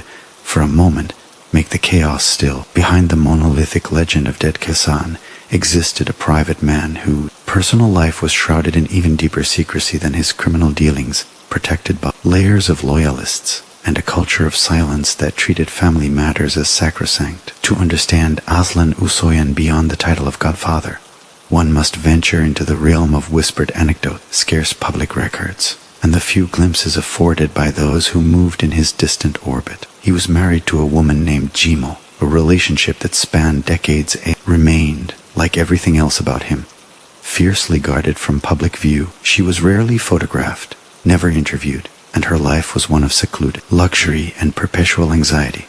A queen in a gilded cage whose primary role was to maintain a semblance of normal domesticity for a man who could never truly have a home, only a series of fortified waypoints. Together they had a daughter, believed to be named Bella, who was raised in an environment of extreme privilege and extreme danger. Her childhood and adulthood were orchestrated to provide maximum insulation from her father's world, likely involving private tutors, foreign education, and a life spent largely outside of Russia, possibly in Europe or the UAE, far from the street wars of Moscow. Usoyan's relationship with his immediate family was defined by a paradoxical combination of deep, traditional patriarchal devotion and the constant looming shadow of his profession that made him both their protector and their greatest source of peril. His love for them was unquestioned in the criminal world. To touch his family was understood to be the one act that would unleash a response of apocalyptic fury, a line not even his fiercest rivals dared cross for most of his reign. This sanctity of family extended to his wider kin, most notably his nephew, Kamchik Khubayev, whom he groomed not necessarily as a criminal prodigy, but as a trusted lieutenant, and ultimately the designated guardian of the family's interests, a fate that would prove to be a crushing burden. Beyond his nuclear family, Usoyan's personal character was a study in calculated contrasts. He was a man of simple, even austere, personal tastes. He did not flaunt wealth with garish jewelry or fleets of supercars. His preferred attire was modest. He was often seen in simple sweaters and trousers. His diet was reportedly plain, favoring traditional Georgian and Kurdish dishes. His one noted indulgence was gambling, particularly card games like Preference and poker, which he enjoyed not just for the thrill, but for the psychological theater they provided, a microcosm of his professional life, requiring bluff, calculation, and the reading of hidden motives. Within the confines of his inner circle, he was described not as a ranting tyrant, but as a quiet, listening presence. He spoke softly, forcing others to lean in, a technique that commanded attention and heightened the weight of his words. His humor was dry, subtle, and often laced with irony. He possessed a phenomenal memory for faces, names, depths, and slights, a living ledger that required no written records. This memory was both an asset and a curse, allowing him to manage complex networks, also burdening him with the knowledge of every betrayal and unfulfilled obligation. He was deeply superstitious, adhering to various rituals and consulting with fortune tellers, a common trait among those who live constantly on the knife's edge of fate. His health, particularly in his later years, was a source of great concern and secrecy. The heart problems that plagued him were a vulnerability his enemies actively sought to exploit, and his hospital visits were moments of extreme vulnerability, requiring entire wings to be secured and staff vetted. Despite his immense wealth, He lived with the constant, grinding stress of a man who knows he is a target. He could not enjoy a public meal, take a leisurely walk, or visit a friend without a military-style operation. This isolation, the price of his power, defined his personal existence. Friends, in the conventional sense, were a luxury he could not afford. His relationships were alliances, bonds of utility and mutual survival. The few men he might have considered close confidants were either dead like Vyacheslav Ivankov, or had become his mortal enemies like Teriel Oniani. His world was one of profound loneliness, where trust was the rarest and most dangerous commodity. This personal solitude stands in stark contrast to the vast network of dependence that surrounded him. Hundreds, if not thousands, of people from high-level Vori to street-level enforcers, from corrupt officials to business oligarchs, relied on his decisions, his judgments, and his stability for their own security and profit. He carried this weight invisibly, the isolation of command absolute, in his rare moments of private reflection. Perhaps in the dead of night in one of his safe apartments, the man Aslan Usoyan might have contemplated the immense distance between the poor Kurdish boy from Tbilisi and the mythologized godfather he had become, a transformation that had granted him unimaginable power, but had stolen the ordinary human connections that give life its texture. His personal life was not a separate sphere from his criminal one. It was its first and most permanent casualty, a hidden cost paid in the currency of silence, fear, and a perpetual looking over the shoulder, even in the company of those he loved most. This hidden portrait reveals that Ded Khasan was not a monster from a fairy tale, but a profoundly human figure, shaped and ultimately deformed by the monstrous world he chose to master, a man who built a kingdom in the shadows but lost the simple ability to ever stand in the sun. The empire of Aslan Usoyan was never a purely Russian phenomenon. It was a transnational corporation of crime whose subsidiaries and partnership spanned continents, a dark mirror to the globalization of legitimate capital and trade in the late 20th and early 21st centuries. To view his influence as confined to the post-Soviet space is to fundamentally misunderstand the scope of his operation and the legacy it left in international law enforcement and criminal finance. His network acted as a critical connective tissue between the raw material producing regions of the developing world, the transit corridors of Eurasia, and the lucrative consumer markets of Europe and beyond. Its most significant global footprint was in the international narcotics trade, particularly heroin. Afghanistan's opium harvest, the world's largest, needed pathways to Europe. Usoyan's organization did not control the poppy fields, but it mastered the northern route, the complex multi-thousand-kilometer journey through Tajikistan, Kyrgyzstan, Kazakhstan, Russia, and into Eastern Europe. His role was that of the ultimate facilitator and guarantor. He brokered treaties between Tajik warlords and Kyrgyz smuggling clans. His people arranged the bribes for border guards and customs officials across multiple jurisdictions.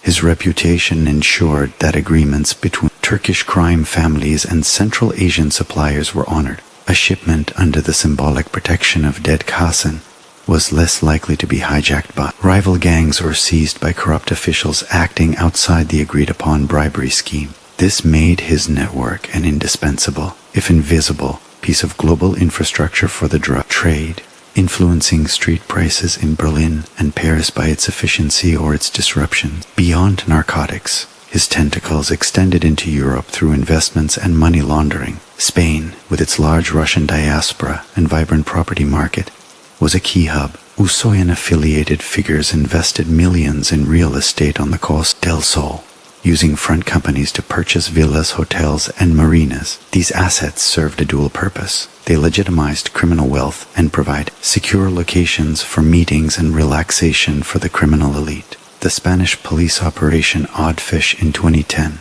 which arrested dozens, revealed the depth of this penetration, targeting a network that was laundering money and coordinating criminal activities across Europe from Spanish soil. Similarly, in the United Arab Emirates, particularly Dubai, Usoyan's financial architects were deeply embedded. Dubai's booming real estate sector, its discreet banking system at the time, and its status as a global crossroads made it an ideal place to park and clean money. Luxurious apartments in the marina or downtown Dubai were purchased through layers of offshore holding companies, effectively turning illicit cash from drug sales and extortion into pristine, investment-grade assets. The network also had significant interests in Greece, Cyprus, and the Balkan nations, using them as transit points, investment destinations, and places of refuge for wanted figures. This global reach required sophisticated financial services. His organization worked with complicit bankers, lawyers, and accountants in Switzerland, Cyprus, Latvia, and even within the city of London.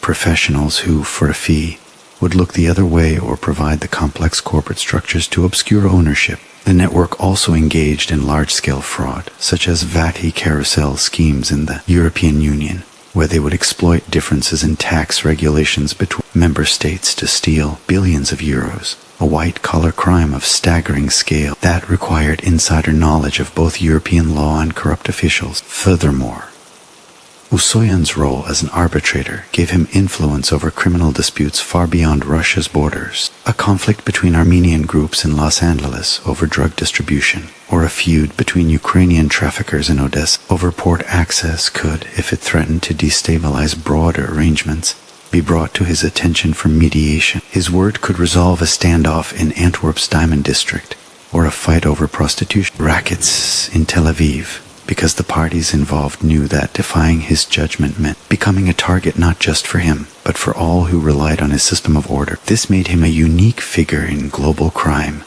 a supranational authority whose court was in Moscow, but whose jurisdiction was wherever the tentacles of post-Soviet organized crime reached. His assassination, therefore, sent shockwaves through these international networks. The guaranteed stability he provided evaporated. The northern route for heroin became more contested and violent as different factions fought for control. Money laundering channels were disrupted as custodians of accounts fought each other or fled. The international real estate portfolios became subjects of fierce, clandestine battles for ownership. Law enforcement agencies from the DEA to Europol had to recalibrate their maps of global organized crime, understanding that the central node was gone and predicting correctly a period of bloody instability and reorganization. The global impact of Usoyan's network demonstrates that the post-Soviet criminal world was not a local anomaly but an integral, powerful component of global illicit trade. His death did not dismantle this global system. The demand for drugs, laundered money, and illicit services remained, but it fragmented its governance. The legacy of his global empire is a world where these criminal flows continue, but are now managed by a less stable, more volatile consortium of groups, a chain that has made the global underworld simultaneously more chaotic and, in some ways, more resilient, as no single point of failure like Ded Khasan remains. The figure of Aslan Usoyan, in the years since his death, has undergone a process of cultural alchemy, transforming from a feared crime boss into a multifaceted symbol within Russian and post-Soviet popular consciousness. His life has provided raw material for a variety of narratives, each reshaping him to serve different purposes: cautionary tale, anti-hero, symbol of a lost order, or simply a compelling character in the brutal drama of recent history. In mainstream Russian media, particularly in the immediate aftermath of his murder, coverage often followed a familiar pattern: the sensational details of the assassination, his vast wealth, his cryptic moniker, Ded Khasan, and his portrayal as the last of the godfathers. This coverage, while factual in outline, inevitably leaned into a mythologized archetype, the powerful, intelligent, and ultimately tragic king of the underworld. Television documentaries and newspaper retrospectives painted a picture of a man from another time, emphasizing his code of honor and his role as a stabilizer, often implicitly contrasting the order of his reign with the chaotic violence of the war that followed. This narrative, whether intentional or not, served to romanticize his figure, softening the brutal reality of his trade in drugs and violence into a story about respect, tradition, and the burdens of power. Within the criminal underworld itself, his name retains a sacred, almost totemic power. He is referenced as the standard of true authority. Young gangsters might invoke his name to lend weight to their own claims or to criticize the mercenary, codeless nature of the current generation. He has become the benchmark of a war v Zakone, his life a textbook of how to operate with patience, intelligence, and strategic depth. Anecdotes about his fairness and arbitration, his phenomenal memory, and his unshakable calm are repeated as parables, lessons in the proper conduct of criminal business.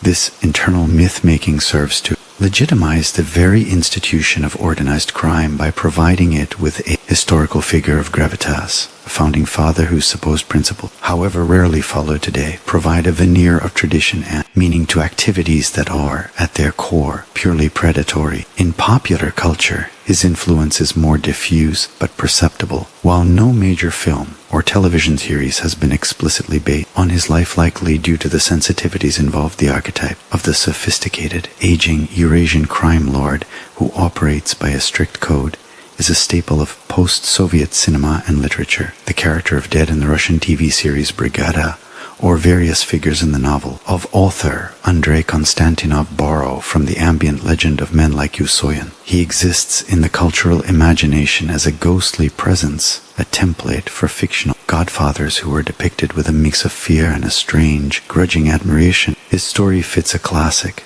almost Shakespearean arc: rise from obscurity, achieve ultimate power, be betrayed from within, and meet a violent end and narrative that resonates deeply regardless of the morality of the protagonist. On the internet and in the realm of true crime, Usoyan has become a subject of extensive fascination. Detailed timelines of his life, analysis of his assassination, and speculative videos about his hidden wealth abound online. Forums dissect every known photograph, parse every leaked police report, and debate the various conspiracy theories surrounding his death. In this digital space, he is a puzzle to be solved, a real-life mystery that combines history, crime, and politics. This fascination speaks to a universal human attraction to stories of hidden power, secret societies, and the intricate mechanics of worlds that operate just out of sight. Furthermore, his Kurdish Yazidi background adds another layer to his myth, painting him as an outsider who conquered the heart of a Slavic criminal empire, a narrative of exceptionalism and relentless ambition. Perhaps the most profound cultural impact of Usoyan's life and death is as a historical marker. For many who lived through the 1990s in Russia and the former Soviet Union, his name evokes the entire era of wild capitalism and state collapse. He is a personification of that time, its opportunities, its lawlessness, its immense fortunes made overnight, and its pervasive sense of danger. His longevity, surviving until 2013, meant he was a living bridge between that chaotic past and the more controlled, repressive present. His elimination can therefore be symbolically read as the final closing of the 90s, the last act in the state's campaign to subdue the autonomous forces that rose during the transition. In this reading, Ded Khasan is not just a gangster. He is a symbol of a defeated alternative, a form of shadow governance that briefly flourished but could not withstand the reassertion of formal state power. Thus, the cultural depiction of Aslan Usoyan is never just about the man. It is a reflection of society's ongoing struggle to understand and narrate its own turbulent recent history. He is a canvas upon which are projected anxieties about order and chaos, fantasies of raw power and control, nostalgia for a simpler, if more violent, time, and grim lessons about the ultimate futility of building a kingdom on sand. Whether as a cautionary symbol of crime's corrosive reach, a romanticized anti-hero of a lawless age, or a complex historical actor, Ded Khasan has escaped the confines of his own biography to become a permanent, ambiguous fixture in the story of modern Russia, a ghost whose whispered name still carries the weight of an entire vanished world. The assassination of Aslan Usoyan remains, a decade later, a perfect unsolved crime, a locked-room mystery on the scale of a city, its unresolved nature feeding endless speculation and cementing his story in the realm of modern legend. The official investigation, as know it, faded into the graveyard of cold cases, but the questions it left unanswered have only grown more persistent with time. The core mysteries are not merely about the identity of the sniper, but about the orchestration of an operation that required penetrating the most intimate security details of the most cautious man in Russia. The first and most daunting question is one of intelligence. How did the killers know? Usoyan's movements were the most closely guarded secret in the criminal world. His medical appointments were scheduled at the last minute. His routes were varied unpredictably, and his security detail was comprised of professionals trained in counter-surveillance to know the precise time he would leave his apartment. the exact route his convoy would take, and the specific moment his car would slow at that intersection required intelligence of breathtaking depth and precision. This points to a source either within his innermost circle of bodyguard, a driver, a medical liaison, or to the capabilities of a state intelligence agency that had him under physical or electronic surveillance. The possibility of a mole is strong. The war had created atmospheres of fear and temptation where loyalties could be bought. Yet, the sheer operational security around Usoyan makes even a mole's information potentially incomplete without corroboration from technical means, such as tracking devices on his vehicles or surveillance of his apartment. This leads many analysts to the unsettling conclusion that only an entity with the resources of the state could have assembled such a complete picture. The second mystery revolves around the shooter. The shot itself was of exceptional difficulty. Through a moving vehicle's window at a distance, striking a small, lethal target in a fleeting moment. This was not the work of a gangland enforcer with a pistol. It was the work of a military or special services grade marksman. Such individuals exist in the criminal world, often form special forces soldiers from conflicts in the Caucasus or Transnistria who hire out their skills, but procuring one, embedding him in Moscow, providing him with the intelligence, the customized weapon, and an escape plan suggests an apparatus far beyond that of a typical crime family. It suggests a dedicated assassination team, possibly imported and extracted, a mission requiring significant funding and coordination. The shooter's flawless escape, leaving no trace, further supports the theory of a professional unit, not a lone actor. The third, and most politically charged, set of questions concerns the identity of the sponsor. While Rafik Janiev's blood feud and Teriel Oniani's ambition provide clear motives, the means exhibited in the killing seem to exceed their typical operational profiles. Could Janiev, consumed by vengeance, have somehow assembled or hired a team of this caliber, possibly with enough money and connections? Could Oniani, from a Spanish prison, have orchestrated it? Plausible, given his remaining network, but the elegance and impunity of the act keep drawing speculation back to state involvement, or at least to elements within the state apparatus acting in concert with criminal interests. Was it a signal from the Kremlin that the era of autonomous criminal sovereigns was irrevocably over? Was it a settling of scores by Chechen forces now aligned with state power? Or was it, perhaps, a service provided by a corrupt faction within the security circle to the highest criminal bidder, a terrifying fusion of state and anti-state power? The lack of any meaningful investigative breakthrough is, for many, the most telling clue. In a high-profile murder in Moscow, the inability to produce even a plausible set of suspects suggests that those who know the truth have the power to ensure it is never uncovered. This impunity points upwards, towards a realm where criminal and state interests become indistinguishable. Beyond the Hood unit, the assassination leaves philosophical questions about his own role in his demise. Did Ded Khasan, in the end, become a victim of the system he perfected? His entire power was based on being the indispensable mediator, the holder of secrets, the man who balanced unstable forces. But as the state grew stronger, his indispensability waned. As he made more judgments in a fragmenting world, he created more enemies. He became the ultimate repository of grievances. In a sense, his murder was the final violent arbitration in a dispute where he himself was the contested party. The code he upheld provided no protection because the world no longer believed in the code. The rules had changed, and the ultimate strategist failed to adapt to the final, most important rule. In the new Russia, no shadow could be allowed to grow longer than that of the state itself. The enduring mystery of his death, therefore, is more than a criminal puzzle. It is a riddle about the nature of power in modern Russia. It asks where the line between the criminal underworld and the political overworld truly lies, and who's permitted to cross it. It questions whether true impunity belongs to the wealthiest gangster or to the most powerful state actor. The fact that we can ask these questions but cannot answer them is, in itself, the legacy of the murder. The silence from the official investigation is a narrative of its own, speaking volume about the layers of deniability and the climate of fear that govern such matters. Aslan Usoyan's story did not end with his death. It merely entered a new chapter, written not in events, but in whispers, theories, and the chilling understanding that some truths are too dangerous to ever reach the light. The most shocking hook of his life may not be his rise from poverty to Godfather, but the eerie, absolute silence that followed the crack of the rifle shot on Rokhtovskaya Street, a silence that has lasted for years and promises to last forever.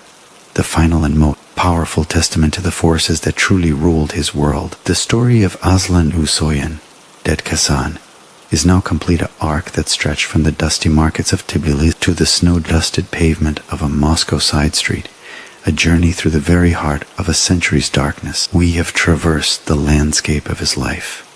The formative years in the crucible of the Soviet shadow economy, the strategic ascent during the crumbling of an empire, the zenith of power at the uncrowned Tsar of a criminal continent, the long, tense adaptation to a resurgent state, and the final, violent unraveling brought by betrayal from within and pressure from all sides. We have seen not just the chronicle of a man, but the biography of a system, the parallel governance that emerged from the USSR's corpse, a system with its own laws, its own economy, and its own grim form of justice. His life forces us to confront uncomfortable truths about the nature of power, revealing how it flows into any vacuum, how it can be structured and institutionalized even in the absence of official sanction, and how it always, inevitably, attracts challenges that culminate in violence. He was a man of contradictions, a figure of immense brutality who valued order above chaos, a traditionalist whose success helped destroy the traditions he revered, a global financier of crime who lived with the austere habits of a monk,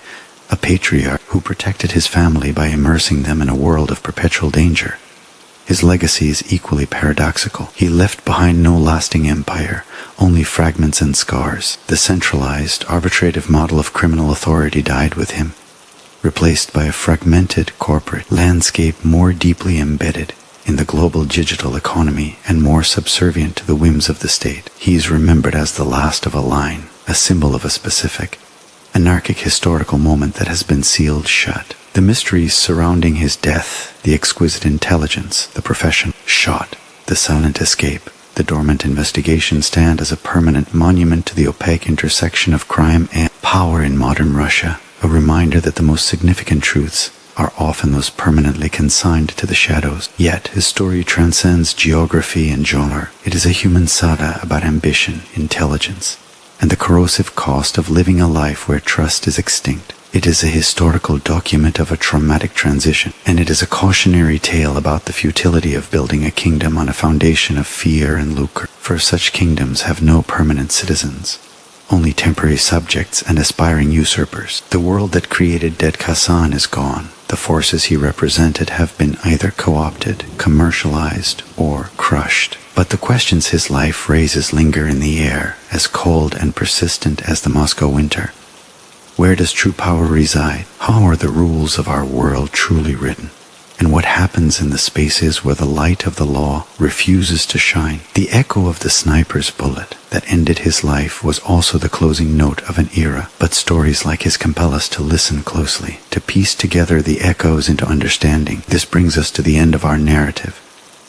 We have presented this detailed account, compiled from a multitude of sources including court documents, international law enforcement, analysis, historical records, and investigative reporting, with the sole purpose of bringing a complex, real-world story to light. Our aim is not to glorify, but to inform, to shed light on the hidden mechanics of power and history. If this deep dive into the clandestine world of Aslan Usoyan has held your attention, if you find value in these meticulous, researched explorations of the stories that shape our world from the shadows, then your support is crucial. Please take a moment now to like this video.